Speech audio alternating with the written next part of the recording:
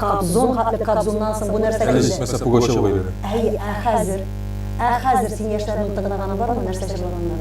Урыс эстрадасында хәтта шикелленкенә кагылып Yok. Чөнки без синең белән ул яшьтә түгел. Ә менә минем малайга 17.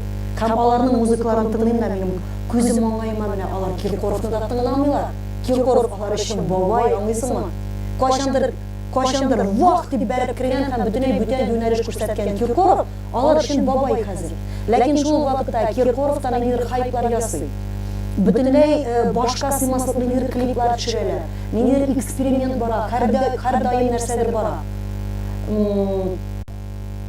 Итегең дә, читегең дә, карурманың да бер 10 елдан бер көнгә дә кирәк булмаячак.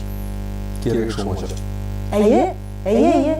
Бәлки менә шушы татар дискотекаларына татар сүзләре белән һәм ниндидер бик теккә ясалган татар читекләре белән бүтән форматта татар музыкасын кертергә кирәктер.